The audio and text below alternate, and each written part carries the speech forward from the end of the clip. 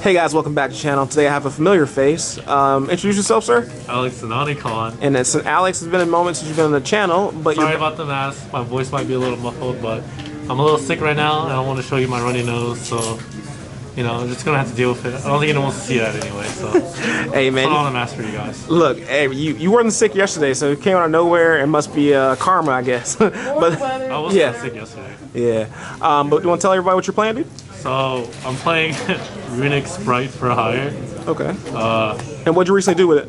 I went undefeated in the box tournament yesterday. Oh, my pulls are broken, by the way. Pulled a CR Chimera and a Baron out that box. Dude, I wish we would been able to record that, but we had to rush out of here yesterday. Locals went kind of long. Before we get started, deck profile, is there any shout-outs or anything you want to give? Yeah. First off, shout-outs to my good friends Jacob Knight, Dean, Derek, and a new guy, James, the owner of this card shop. This is his for hire course, so he let me use it to play, and I really appreciate it because I wanted to play this deck for a while. Ever since it was like featured on DP Grinder's videos, I wanted to like play the deck, and I was in the group like trying to figure out what, like, what's the guy who topped London? We were trying to figure out his list before he posted it, so yeah, it was pretty close. And how long have you been playing the deck now? I've been playing it for like, I don't know, maybe 2 weeks now. I've been getting a lot better with it. I've been like not misplaying it as much, but this deck's really good. I got you. I used to think it was like, oh man, it's kind of mid, but yeah, and it's 40 cards, right? It's 41. Okay, 41. Well, look, man, no further ado. Let's get your deck profile then. Yeah, sure thing. We played 3 Rex. Okay, I want to talk a little bit about this card. This card is insane. I'm pretty sure everyone knows this card is insane. Everything on this card matters, and I mean everything. The level, the typing, and the attribute. Is it being small world target? That's not nothing related to small world. The attack doesn't matter, but gotcha. It's a dinosaur, so it's fossil dig, so you play 6 copies. It's level 2, so it works with the Sprite cards, and it's Earth, and all the Fenrir is an Earth, so Mannequin Cat can summon this somehow, and that's really good too. So this card is insane. On summon, it searches a spell or trap for hire, so it's like a Shadows. Then you banish from graveyard, which is like an extender in your combo. And then on your opponent's turn, if you didn't use it to extend, it's an interruption. So it's a starter, interruption, and an extender all in one card. Wow. Yeah, this card is insane. You like say you play 6 copies with fossil digs. That's crazy. Yeah, you play 6 copies with fossil dig, and then the other for hire monsters, these 4. This one's like, so they all have like a synergy effects when they summon. They can summon out another copy of another for hire, and when another one's summoned, this one summons back in grave. This one pops a face-up card. This one searches a monster for hire, and this one's like a pot of prosperity for every other for hire that's not his name. And he's also a monster negate, so that's pretty good. So that's all the for hires to 7. And then the Sprite cards. I'm just gonna go through these. Just these 6. Yep. Sprite cards are really good. And the hand traps, the 3 Gamma, and the 2 Ash Blossoms. So how'd you feel about this? I didn't play evenly match because like I wanted to draw a card that I could actually use, which this was really good for. But also, sometimes you get really weird hands, and Ash can sometimes be a part of your combo. If you draw a really weird hand, you can normal summon her and play the spell card for hire, and she can become like any other for hire that's level 2, which is directs for hire, so that's really relevant. Like I said, it being level 2 is really relevant. On weird hands, she could be like a combo piece. And then the Runick cards, the 3 Tipidus, Flashing Fire, Destruction, Freezing Curses, Slumbers, and then I guess Found. Just these. This is pretty basic, right? And then the spells for hire, you got Rookie for hire and Mayhem for hire. Some people don't play Mayhem, but I really like Mayhem. Sometimes like you don't get a good hand where this is like relevant to me, I think. So I think Mayhem's really good. Also when you go like, when you can't get to Rex other than like putting 2 level 2s on the board to make Gigantic to get to it, getting this after your Gigantic effect goes off locks you in level 2, so this becomes really bad, but this is still really good because when you summon out the level 2, Rex grabs this, then you can link it off and then summon it back because it's still a level 2. And then if you get another for hire on the field somehow, Rex can banish itself and just add this back. So I really like this card. And it gives me another option to search, but you might just want to play 2, but I don't know. Just 1 and 1. The 1 starter and 3 Fossa Dicks, like I said. And that makes 41, correct? That makes 41. Okay, perfect. Is there any changes or anything like you think in the future that you might want to like play with? I know you say you've been playing it for a while, so you kind of figured it out, but honestly, it's like just the Ash Blossom, and I kind of don't like Philo, but it gives you another target because sometimes you just run through everything because of how much you draw in this deck. So like having one in your deck is pretty good. This could be like any other Go second card. Evenly matched is like usually played with this because you just discard it. Just something like more impactful than Ash. Gotcha. Let's check out the extra deck. Extra deck. This card is insane. This card is insane.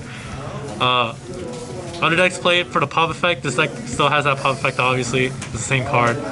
But you can tribute it to summon out a monster for hire in graveyard, and you summon out another copy of another for hire if you tribute a Link monster. So this card is really good for that, because that's how you get to your combo. To get to beat and what's his name, Rex. And this is the best card in the deck. This is your boss monster. Summon some monster for hire from your deck on summon. And then when a card is popped, he draws one, but when there's 2 other for hires with different names, he draws 3 cards. So plus this and fountain, you draw 6 cards every turn, so you like turbo to deck out your opponent faster. Then IP, Phoenix, Unicorn, and this card is the same. I made this against my branded opponent last night. He must have hated you. He had a really strong board that I couldn't break with just the cards in my hand because I drew multiples of like Rex and stuff, but I drew Blue Jet, Rex, but he wasn't like interrupting anything at that point. So he had Brandon in red, Dragostapelia, Albaz to summon, a bounce. That's also a negate. I think Mercury in his hand too. man, he was loaded. Yeah, but he didn't know I was about to make this. So when I made this, like all those interruptions just turned off because he's unaffected by monsters in defense position. He switches everything to defense position. So he had no out of his deck. Wow. And that's how I won. This, because you can make this IP, I guess. I might just play Appaloosa over this. Medican Cat, this card's great. This is how you Zeus people if you're not using Gigantic or this guy for it. This card is really good.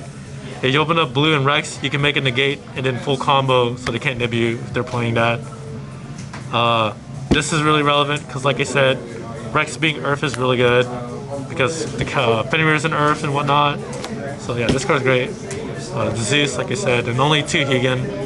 I didn't play like the other, what the fuck was it called? Runick? The Runick monsters. Scary. Just because like this being level 2 is just the best one, so like it didn't really matter playing the other ones. Although if you play Mugen, you could summon that into Rex if you need to. So maybe, I don't know, but I guess you don't need to play this. I guess that's it for the extra deck. Okay. Want to show us the side or no? I don't matter. I changed my side up a lot. I played 2 Nib, a lot of 2-0s in my deck. And I played a 3rd copy of Ash in here. Against the branded opponents, I want to search this. I would rather draw it. And I played Abyssios. How was this? This card, these are great. It's they're dragons, so it's like nice to make to go into the Fogo because it wants monsters with different typings. So this being dragon is really good because you'll usually get thunder, dragon, and whatever else because the sprites are thunder. But this searches they can also search Raphael. I did that against my friend Jacob because I drew both of these. It's like, damn, that sucks. Well, wait, this thing can still search something in my deck. Just search this, even though like this isn't really that good in your hand, but it gets it out your deck, which is no longer a brick now. 1 Wiz. This is how like, because you don't get a battle phase in your deck, you need to like gain life to win in time, and this is how you do it. But she's also a spell trap negate, so she negates like the evenly matches or the post side deck Cosmic Cyclones. To hit your fountain, she negates it for you. If you don't want to play her, you can play Red Resonator. I saw someone talking about that too. Red Resonator is just good because you can Gigantic summon it. But I like her because she's still a spell trap negate. 3 Dark Ruler, no more. Okay, I only play this because like you could Zeus most boards still, because you still play Sprite cards. Rex plus blue makes Mannequin Cat. Well, and you have to draw this too, obviously. You can like negate everything and just go Zeus, nuke their board.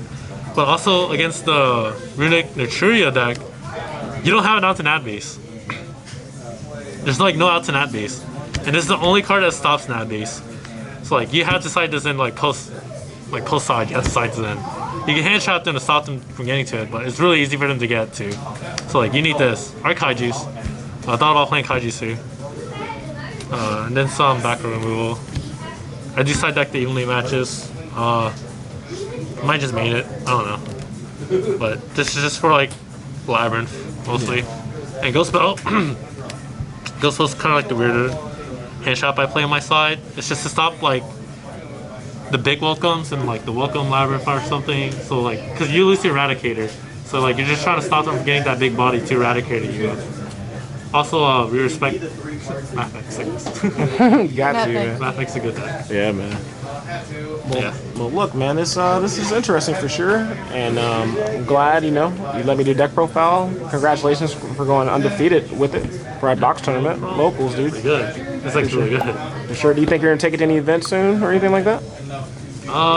Until I get a little comfortable with it. Like, I'm still pretty bad at it, I'm not gonna lie. Pretty sure, man. There's like a lot of things I'm like not doing correctly. I lost like another box tournament because I like just misplayed twice. It happens, dude. It happens. Also, yo, what's up with the mismatch priorities on the Blues, bro? Come on. Man. What's going on there, dude? I had like 6 copies, but now like only have 2. Sad. Well, thank you again, Alex, for letting me do deck profile and for the explanations. Until next time, catch you guys later. Don't forget to comment, like, subscribe, and until next time, peace.